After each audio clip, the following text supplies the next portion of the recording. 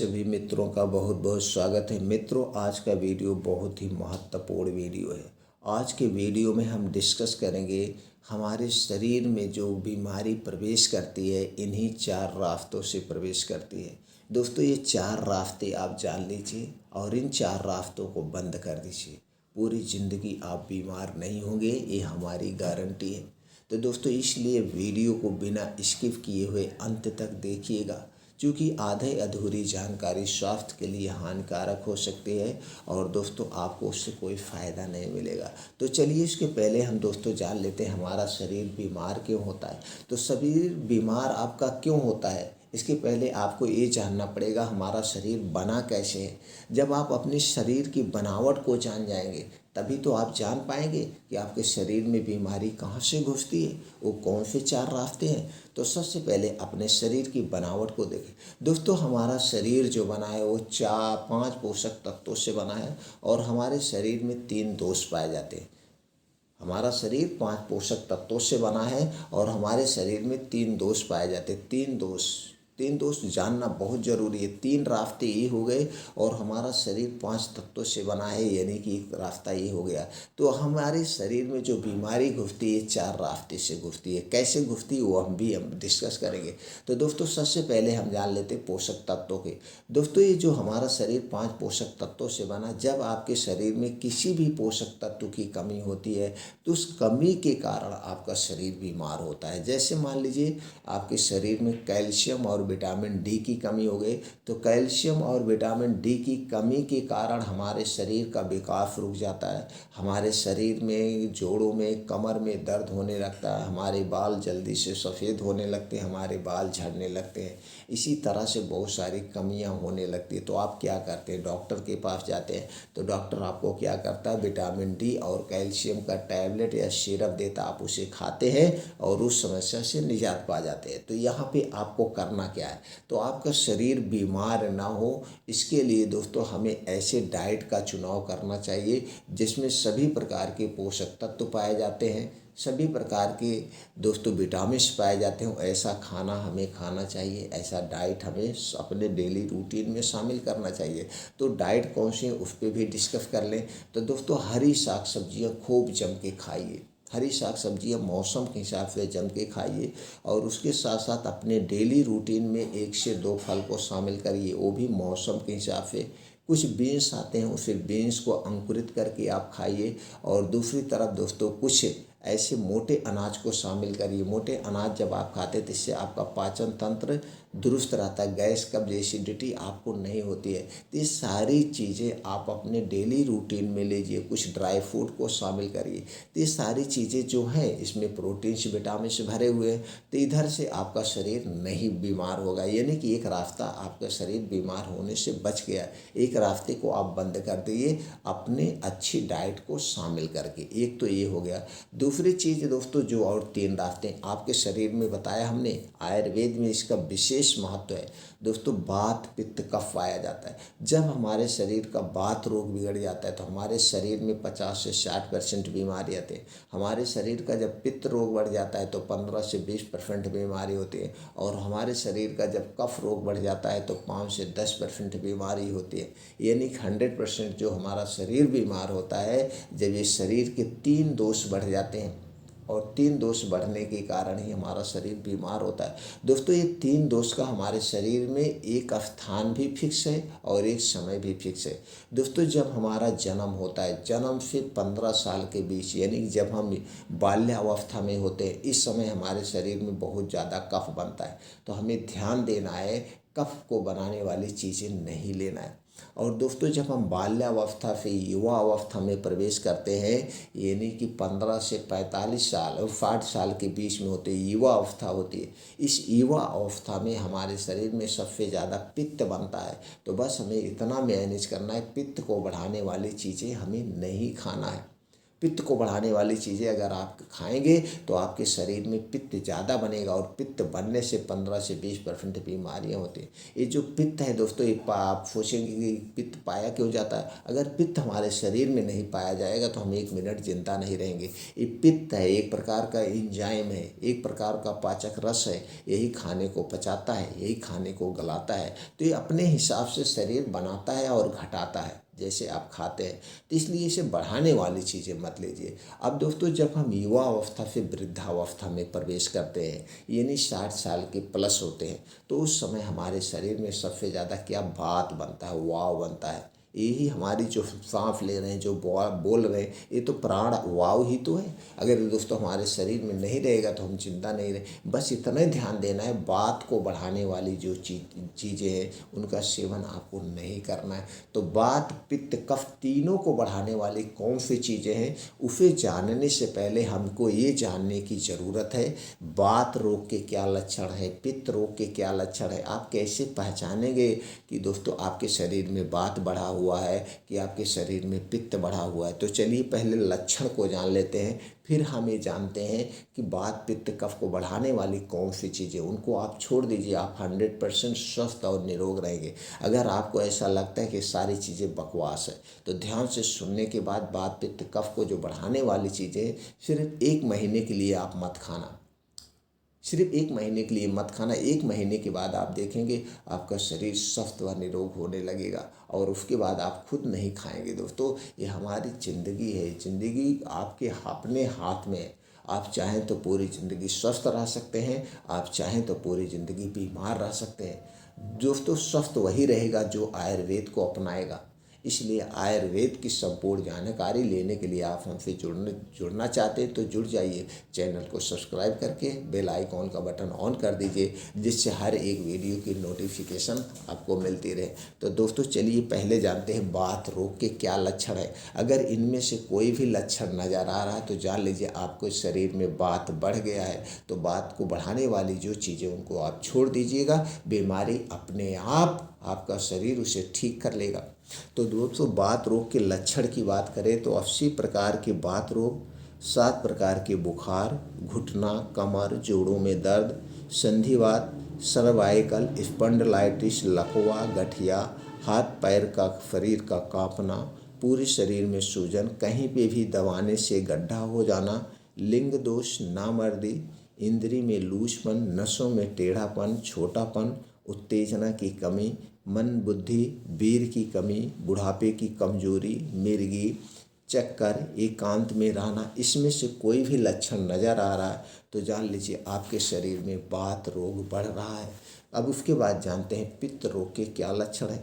दोस्तों, पित्त रोग के लक्षण में पेट का फूलना, दस्त, मरोड़, गैस, खट्टी ढकारे आना, एसिडिटी, अल्सर, पेशाब में जलन, रुक रुक कर बूंद बूंद बार बार पेशाब का आना, पथरी, शीघ्र पतन, स्वप्न दोष, लार जैसी धातु का गिरना, शुक्राणु की कमी, बाझपन, खून का जाना, लीकोरिया, गर्भाशय ओवरी में छाले, अंडकोश का बढ़ना, एलर्जी, खुजली, शरीर में दाने, शीत का निकलना, सभी प्रकार के दर्द, मधुमेह से उत्पन्न शीघ्र पतन, कमजोरी, इंसुलिन की कमी, पीलिया, खून की कमी, बवासीर, सफ़ेद दाग, माहवारी का कम या ज़्यादा आना इत्यादि क्या है, पित्त रोग के लक्षण हैं। इनमें से कोई भी लक्षण नज़र आ रहा है तो आप समझ लीजिए आपके शरीर में पित्त रोग बढ़ गया है। अब अगला है दोस्तों कफ रोग के लक्षण जान लेते हैं।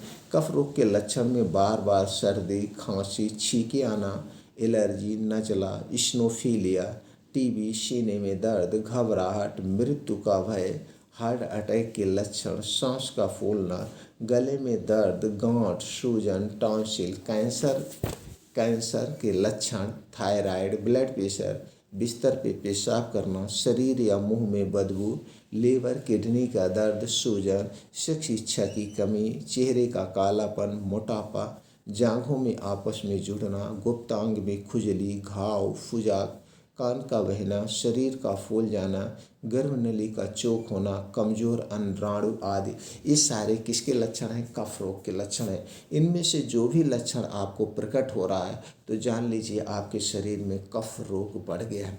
तो दोस्तों आपने जाना वात पित्त कफ क्या है, और आपकी समझ में दोस्तों आ गया होगा कि जब ये हमारे शरीर का वात पित्त कफ बढ़ता है तभी हमारे शरीर में 100% बीमारियां होती हैं। तो आप एकदम ध्यान से ये सुन लीजिए दोस्तों, ये वात पित्त कफ को बढ़ाने वाली कौन सी चीज़ें हैं जिन्हें आपको नहीं खाना है, तो आपको कभी ज़िंदगी में दवा की ज़रूरत नहीं पड़ेगी, इसकी गारंटी मैं लेता हूँ। आप जिस दिन से इन चीज़ों को खाना आप छोड़ देंगे, अगर आपके शरीर में ब्लड प्रेशर बढ़ा हुआ है, शुगर बढ़ा हुआ है, आपको गैस कब्ज एसिडिटी होती है या कोई भी समस्या है, वो समस्या आप देखेंगे कुछ ही दिनों में, यानी कि 28 ही दिनों में उस समस्या से आपको समाधान मिल जाएगा बिना किसी दवा के। इस सारी बीमारी को आपका शरीर खुद ठीक कर लेगा। तो यहाँ पे ध्यान देना दोस्तों ख्याल से कि कौन सी ऐसी चीज़ें हैं जो वात पित्त कफ को बढ़ाती है, आपको नहीं खाना। सबसे पहली चीज़, चीनी से बनी हुई कोई चीज़ नहीं लेना है। मैदा से बनी हुई कोई चीज़ नहीं लेना है। रिफाइन किया गया तेल, पामोलिन, डालडा से बना हुआ कोई भी सामान नहीं लेना है। और आज जो मार्केट में सामान मिल रहा है, चाहे वो मिठाइयाँ हुई, चाहे वो नमकीन बिस्किट हुआ, चाहे वो कोल्ड ड्रिंक्स हुआ, यानी जितने भी पैकेट बंद डिब्बा बंद जो भी सामान मिल रहे हैं वो सारे सामान इन्हीं चीज़ों से बनाए जाते हैं। ऊपर से दोस्तों हमारे स्वाद को बढ़ाने के लिए इसमें कुछ विष डाला जाता है, कलरफुल बनाने के लिए आर्टिफिशियल कलर डाला जाता है, और दोस्तों इसे 3 महीने 6 महीने 1 साल तक सुरक्षित रखने के लिए इसमें दोस्तों एक प्रकार का कीटनाशक जिसे आप जहर कह सकते हैं वो केमिकल मिलाया जाता है। तो ये सारी चीज़ें क्या हुई, ये सारी चीज़ें वेस्ट हुई। और आज के समय में दोस्तों हम 80 से 90% इन्हीं चीज़ों का सेवन कर रहे हैं। क्यों कर रहे हैं? क्योंकि दोस्तों ये कंपनियां इतना अट्रैक्टिव पैकिंग करती हैं और हाई फाई लोग हैं उनसे एडवर्टाइज कराते हैं। हम एडवर्टाइज देख के हमें पानी पिएंगे, हमें खाना खाएंगे, हमें बिस्किट खाएंगे, हमें नमकीन मिठाई खाएंगे तो हम स्वस्थ रहेंगे, जबकि ऐसा कुछ नहीं है। ये सब बहकावा है, ये सब छलावा है हमारे स्वास्थ्य के साथ। दोस्तों ये सब चीज़ें खाने से आप स्वस्थ नहीं रहेंगे बल्कि उल्टा बीमार होंगे, और इसीलिए आज बीमारी फैल रही है। आज दोस्तों 80 से 90% जनसंख्या गैस कब्ज एसिडिटी से परेशान है। 80% लोग ब्लड शुगर ब्लड प्रेशर से परेशान है। क्या कारण है? यही आपकी लाइफ स्टाइल। तो दोस्तों ये सारी चीज़ों को आप छोड़ दीजिए। तो बाहर का डिब्बा बंद पैकेट बंद जितना चीज़ें इसे छोड़ दीजिए। ठंडा पानी मत पीना, कोल्ड ड्रिंक्स मत पीना, अल्कोहल, धूम्रपान, शराब, ये जितनी चीज़ें हैं ये सारी चीज़ें दोस्तों हमारे जीवन के लिए, हमारे शरीर के लिए हानिकारक है। तो दोस्तों इनका सेवन आज से अभी से आप बंद कर दीजिए अगर आपको पूरी ज़िंदगी दवा मुक्त अगर जीना है तो दोस्तों ये सारी चीज़ें आपके शरीर में वात पित्त कफ को बढ़ाती है, तो इन्हें आप छोड़ दिए। अब ठंडा पेय पदार्थ हमें क्यों नहीं लेना है इसको भी डिस्कस कर देते हैं दोस्तों। क्योंकि हमारे शरीर का टेम्परेचर 36 से 37 डिग्री सेल्सियस होता है। तो दोस्तों जब हमारे शरीर का तापमान गर्म है, हमारा शरीर गर्म है, तो जब हम ठंडी चीज़ लेते हैं तो गर्म और ठंडा जब मिलता है तो उसके दोस्तों आप विपरीत परिणाम होते हैं, आप जानते हैं। तो जब आप ठंडी चीज़ लेते हैं इसी तरह से आपके शरीर का कोई ना कोई आर्गन डिस्टर्ब हो जाता है। फिर आपका शरीर क्या करेगा? इस ठंडी चीज़ को अपने टेम्परेचर पर लाएगा, क्योंकि शरीर में दो विपरीत चीज़ें नहीं रह सकती, ठंडा और गर्म नहीं रह सकती। तो इसे अपने टेम्परेचर में लाने के लिए शरीर को एक्स्ट्रा एनर्जी खर्च करना पड़ेगा।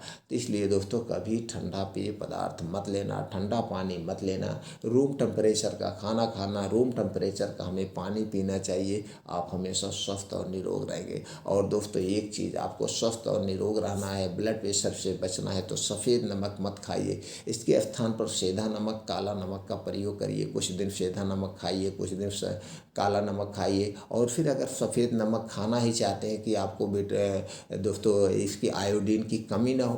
तो दोस्तों इन सब चीज़ों में आयोडीन तो पाया ही जाता है, लेकिन फिर भी आप खाना चाहते हैं तो कुछ दिन आप सफ़ेद नमक खाइए, कुछ दिन सेंधा नमक खाइए, कुछ दिन काला नमक खाइए। तीनों नमक को आप अपने डेली रूटीन में शामिल कर लीजिए, तो दोस्तों आप कभी बीमार नहीं होंगे। तो दोस्तों इसके लिए एक और आदत अपना लीजिए। अब तो आप इतना फ्री हो गए, ये सारी चीज़ें आप 28 दिन मत खाइए, आप देखिए कैसे स्वस्थ और निरोग रहेंगे। और दो चीज़ें आपको और ध्यान देने की ज़रूरत है जो बीमार हमें बनाती है, वो दोस्तों है रात का खाना।